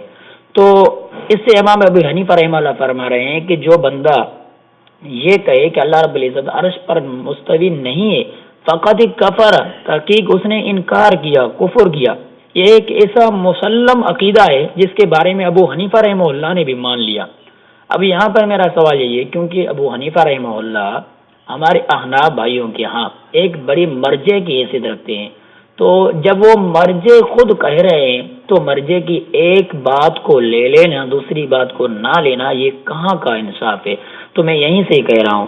باقی اگر آپ دیکھیں تو ماشاءاللہ بہت بہترین مناظر ہوا. ہمارے شیخ محمد عامر نے بہت ہی بہترین جوابات دیے، اور میں چند مثالیں دے کر آپ کو بتا دیتا ہوں کہ اللہ رب العزت عرش پر مستوی ہے. اس کے لیے بہت ساری جو ہے نا طرح سے جوابات دیے جا سکتے ہیں. مثال کے طور پر اللہ رب العزت نے فرمایا یخافون ربهم من فوقهم، یہاں پر من فوقهم ہے. دیکھیں فوق کہاں سے ہوتا ہے؟ اوپر سے ہی ہوتا ہے، نیچے سے نہیں ہوتا. اور دوسری بات کہ وَهُوَ الْقَاهِرُ فَوْقَ عِبَادِهِ، یہاں پر بھی دیکھو اضافت کے ساتھ آ گیا، لیکن پھر بھی کیا ثابت ہوا؟ اللہ رب العزت اوپر ہے. اسی طرح جو مثال باقا جیسری الیہ یصعد الکلم الطیب والعمل الصالح، اللہ رب العزت کی طرف چل رہے ہیں. یہاں پر میں ایک آخر میں بات بتاؤں گا کہ بھائی نے عبدالغنی نعمانی صاحب نے ایک اور رکھی تھی بات، وہ بات بھی میں آپ کو بتا دیتا ہوں کہ عبدالغنی بھائی نے یہ کہہ دیا کہ اللہ رب العزت نے جہاں انتظام کیا ہے وہاں پر جو ہے نا اللہ رب العزت اپنا انتظام کرنا چاہتے ہیں، جیسے بیت المقدس کی طرف اللہ رب العزت نے سب کو بلا دیا. تو یہاں پر میری بات یہ ہے کہ اس کا جواب بالکل سے ہم اس طرح دیں گے کہ بھائی اللہ رب العزت نے وہ تو لوگوں کے لیے رکھا تھا نا، وہ تو لوگوں کی جگہ تھی، ہر چیز تھی. اب معراج کا اگر آپ قصہ مانیں یہ تو بالکل اتنا صاف ہے. معراج کے قصے دیں گے اللہ رب العزت نے رسول اللہ صلی اللہ علیہ وسلم کو کہاں بلوایا؟ اتنا سفر کرنے کی کیا ضرورت تھی؟ جب اللہ رب العزت ہر جگہ پر تھے تو اتنا سفر کروانے کی کیا ضرورت تھی؟ لازمی یہ سوال پیدا ہوتا ہے. جب اللہ رب العزت نے اوپر بلوایا تو یہ بات اس بات پر قادر ہے، یہ بات اسی سے نکل آتی ہے کہ اللہ رب العزت آسمانوں پر ہی ہے. اب یہ سوال کرنا کہ عرش محدود کر دیں آپ، عرش چھوٹا ہے ہم لا مکان مان لیں، جی ہاں ہم نے کب کہا ہے کہ آپ عرش کے بارے میں سوالات کریں؟ عرش کے بارے میں تو ہم یوں کہتے ہیں کہ الاستواء معلوم، اللہ رب العزت کا آسمان کی طرف رواں دواں ہونا، مستوی ہونا، یہ تو معلوم ہے. جس طرح اللہ رب العزت نے ثم استوى علی العرش تو یہ معلوم ہے. باقی یوں کہنا کہ کس طرح ہے اللہ تعالیٰ کس مقام پر رہتا ہے یا کیا اللہ رب العزت کی کیفیت ہے، اس تمام چیزوں سے ہم انکار کرتے ہیں بالکل. کیوں؟ لیس کمثلہ شیء. جب لیس کمثلہ شیء کا معنی جس بندے کو سمجھ میں آ جائے تو وہ اس طرح کے سوالات قطعا نہیں کرے گا. کیوں؟ قرآن حدیث کے اندر عرش کے بارے میں اس طرح سوالات کرنا بالکل درست نہیں ہے. جس طرح کے محدثین سے معلوم ہے کہ الاستواء معلوم والکیف مجہول، استوا معلوم ہے کیفیت مجہول ہے، لہذا کیفیت پر ہمیں کچھ بھی نہیں کہنا. اسی طرح اور اللہ رب العزت کے مستوی ہونے کے بارے میں باتیں دیکھیں. مثال کے طور پر بر رفعہ اللہ الیہ، یہ بات جو ہے محمد عامر نے بتائی دی. اور اسی طرح انی متوفیک ورافعک الی، یہ ساری چیزیں کیا بتا رہی ہے؟ اسی طرح وہو العلی العظیم وہو العلی الکبیر انہ علی حکیم. اور آگے مزید چلیں تنزیل من الکتاب من اللہ العزیز العلیم تنزیل من الرحمن الرحیم. یہ ساری نزل تنزیل کیا چیز ہوتی تھی؟ اوپر سے اترنا ہوتا ہے نہ کہ نیچے سے ہوتا ہے. اب جب بھی کوئی ایسا مسئلہ آیا ہے تو اللہ رب العزت نے یہ ساری چیزیں بتا کر ذکر کروایا ہے کہ اوپر سے. بھائی نے ایک اور اعتراض رکھا تھا عبدالغنی نعمانی صاحب نے، کیا کہ فرشتے اوپر سے نیچے آتے ہیں، نیچے سے اوپر بھی جاتے ہیں. جی ہاں، اوپر سے نیچے کیوں آتے ہیں یہ سوال ہے. اوپر سے نیچے کیوں آتے ہیں؟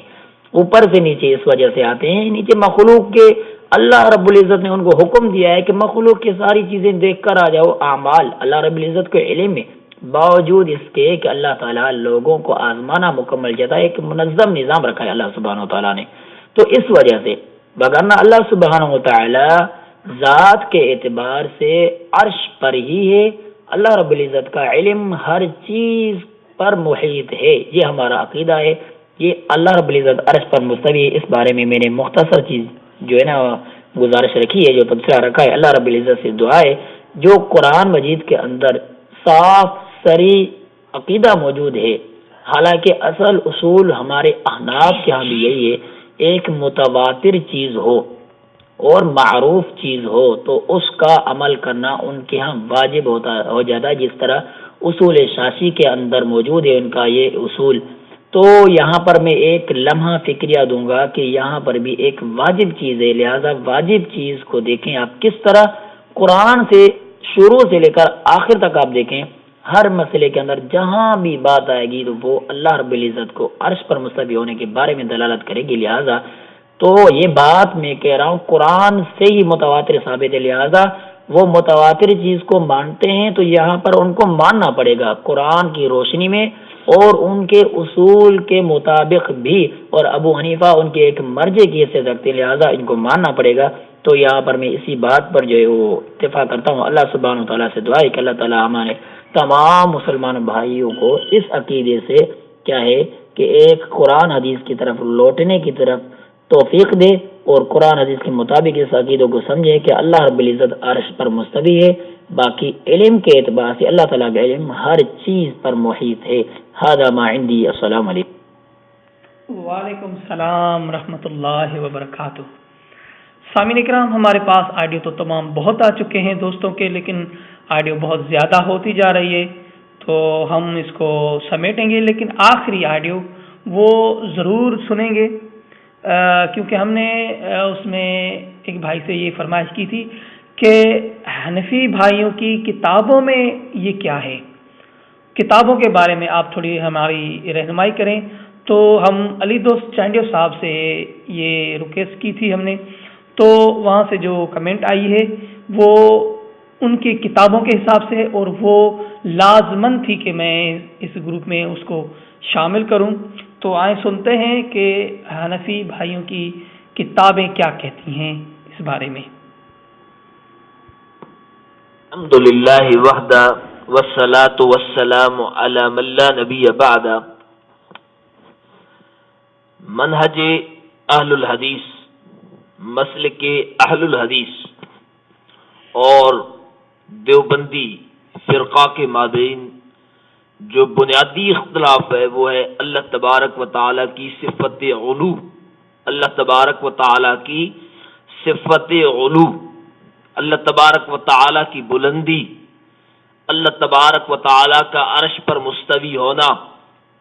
اس پر سارے کے سارے صحابہ کرام رضوان اللہ تعالی علیہ اجمعین اور سلف صالحین ان کا اجماع ہے کہ اللہ تبارک و تعالی ذات کے اعتبار سے عرش پر مستوی ہے اور خلق سے جدا ہے،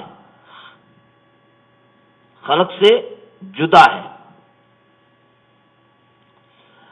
یہ بات میں نے نہیں بلکہ علماء دیوبند کے ایک بہت ہی بڑے محقق مولانا عبد الحی لکھنوی ابو الحسنات جسے کہتے ہیں، اس نے اپنی کتاب مجموعۃ الفتاوی میں اس عبارت کو نقل کیا ہے، اور ان کا بھی وہی عقیدہ تھا جو اہل الحدیث کا عقیدہ ہے.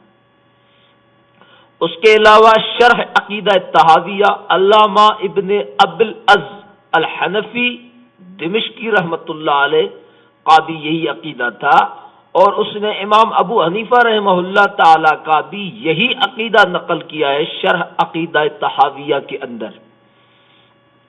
اور دوسرے جو دیگر سلف ہیں ان کی تو کتابیں بھری پڑی ہیں، جیسا کہ الامام ابو زید الکیروانی رحمۃ اللہ علیہ کا جو الرسالہ ہے اس کے اندر بھی یہ بات موجود ہے، اور علامہ ابن تیمیہ کی جس سے تو ان کی خاندانی عداوت ہے دیوبندیہ کی، اس نے تو العقیدہ واسطیہ فتاوی الحمویہ اس کے اندر بھی یہ جو ہے یہ عقیدہ نقل کیا ہے. اور امام ابن قدامہ المقدسی رحمۃ اللہ علیہ نے بھی یہی عقیدہ نقل کیا ہے لمعۃ الاعتقاد کے اندر. اور اس کے علاوہ جو ہے امام احمد بن حنبل رحمۃ اللہ علیہ اس کا بھی یہی عقیدہ ہے، اور دیگر جو بھی ہیں سلف الصالح ان سب کا یہی جو ہے یہ اجماعی عقیدہ ہے بشمول امام ابو حنیفہ رحمۃ اللہ علیہ. لیکن یہ اس دور کا گمراہ فرقہ دیوبندی اس کا عقیدہ یہ ہے کہ اللہ تبارک و تعالی ہر چیز کے اندر موجود ہے، ہر جگہ موجود ہے، بلکہ یہاں تک کہا کہ ہر بندہ بھی اللہ ہے، ہر بندہ بھی اللہ ہے، ہر صوفی اللہ ہے، ان کا ہر بزرگ اللہ ہے۔ یہ کوئی میں الزام ان کے اوپر عائد نہیں کر رہا، بلکہ ان کے اپنے علماء حاجی امداد اللہ مہاجر مکی، جنہیں یہ سید الطائف کہتے ہیں، سید الطائف، اس کی کتاب ہے کلیات امدادیہ، کلیات امدادیہ، اس کے صفحہ نمبر 18 پر انہوں نے واضح طور پر یہ بات لکھی ہے، فرمایا کہ اور اس کے بعد اس کو ہو کے ذکر میں اس قدر منہمک ہو جانا چاہیے کہ خود مذکور آگے بریکٹ میں لکھ دیا یعنی اللہ ہو جائے۔ یہ صفحہ نمبر 18 پر انہوں نے یہ بات کہی ہے، صفحہ نمبر 18 پر انہوں نے یہ بات کہی ہے، اور اس کے آگے صفحہ نمبر 35 پر انہوں نے ایک قدم اور آگے بڑھایا ہے، اپنے عقیدے کو انہوں نے ظاہر کیا ہے۔ وہاں پہ لکھتے ہیں کہ اس مرتبہ میں خدا کا خلیفہ ہو کر لوگوں کو اس تک پہنچواتا ہے، اور ظاہر میں بندہ اور باطن میں خدا ہو جاتا ہے۔ یہ بالکل میں مختصر بیان کرتا ہوں، ورنہ اگر ان کے کفریات کو بیان کر دیا جائے تو پورے کا پورا دن لگ جائے گا۔ اور اس کے علاوہ یعنی یہ ان کا وحدت الوجود کا عقیدہ ہے کہ ہر بندہ خود اللہ ہے، ہر بندہ خود اللہ ہے، ہر چیز اللہ ہے، ہر چیز اللہ ہے، بس یہ جو انسان ہے یہ بھی اللہ ہے ان کے نزدیک، کیونکہ ان کا جو اصل فہم ہے وہ باطن پر ہے۔ یہ بولتے ہیں اگر انسان ہے تو یہ ظاہری ہے، باطنی ایسا نہیں ہے۔ تو اس کے علاوہ بھی انہوں نے دیگر بہت بڑی مثالیں دی ہیں۔ انہوں نے کہا ہے کہ آپ ایک لکڑی اٹھا لیں، اس کو آگ لگائیں، پھر اس کو جو ہے گول میں ہلائیں، تو دیکھنے والے کو یہ گول آگ کا گول دائرہ نظر آئے گا، لیکن حقیقت میں ہے نہیں، ہر دم کہے ہے نہیں ہے، تو وہ جو ہے ایک جو ہے نا صرف لکڑی کو آگ لگا ہوا ہے، ایک ٹکڑا ہے آگ کا، وہ گول نہیں ہے، وہ گول صرف گول جو ہے آگ کا گول دائرہ جو ہے وہ صرف نظر میں آ رہا ہے، ظاہری ہے، اصل میں نہیں ہے۔ وہ بھی یہ کہتے ہیں کہ انسان جو دکھائی دے رہا ہے یہ ظاہری ہے، باطنی نہیں ہے، باطن میں اللہ ہے۔ اور جو ہے اس کے آخر میں صفحہ نمبر 218 کلیات امدادیہ میں انہوں نے بالکل لکھا ہے کہ عقیدہ وحدت الوجود ہمارے نزدیک حق ہے، ہمارے نزدیک حق ہے۔ اور اس کے علاوہ ان کے بہت بڑے عالم شیخ الحدیث جسے یہ کہتے ہیں حضرت مولانا محمد زکریا صاحب کاندھلوی، جو کہ فضائل اعمال اور فضائل صدقات کے مصنف بھی ہیں، اور یہ کتاب ان کے اندر قرآن سے زیادہ پڑھی جاتی ہے، ہر مسجد کے اندر یہ کتاب ان کے پاس موجود ہوتی ہیں۔ اس کا کتب خانہ فیضی سے شائع ہونے والا لاہور سے فضائل صدقات صفحہ نمبر 558 صفحہ نمبر 558 پر یہ بات انہوں نے لکھی ہے کہ فرمایا حضرت کے ارشاد سے تحریر ہوا ہے، جھوٹا ہوں کچھ نہیں ہوں، تیرا ہی ذل ہے، تیرا ہی وجود ہے، میں کیا ہوں کچھ نہیں ہوں، اور جو میں ہوں وہ تو ہے، اور میں اور تو خود شرک در شرک ہے، اعوذ باللہ۔ یہ اللہ تبارک و تعالیٰ سے مخاطب ہے، شروع میں فرماتا ہے کہ یا اللہ معاف فرمانا۔ تو ان کے نزدیک اللہ اور بندہ شرک در شرک ہے۔ اگر یہ کفر نہیں یہ شرک نہیں تو کائنات کے اندر کوئی کفر اور کوئی شرک موجود نہیں۔ ان کے سینکڑوں کتابوں سے یہ دلائل ہم پیش کر سکتے ہیں کہ علماء دیوبند کے نزدیک ہر چیز خدا ہے، ہر بندہ خدا ہے، ہر شے خدا ہے۔ لیکن اگر ہم تفصیل سے بات کریں گے تو یہ بات لمبی چوڑی ہو جائے گی، اور یہ ہم نے مختصر ان کی بنیادی کتب سے یہ حوالہ جات ذکر کیے ہیں۔ اللہ تبارک و تعالیٰ سے دعا ہے کہ اللہ سب کو شرک اور بدعت کفر سے محفوظ رکھے، آمین یا رب العالمین۔ جزاکم اللہ خیر، جزاکم اللہ خیر ہمارے بھائی علی دوست چانڈیو صاحب۔ سامعین اکرام، اب ہم اجازت چاہتے ہیں، اپنے بھائی عبداللطیف کو اپنی دعاؤں میں یاد رکھیے گا۔ السلام علیکم رحمۃ اللہ وبرکاتہ۔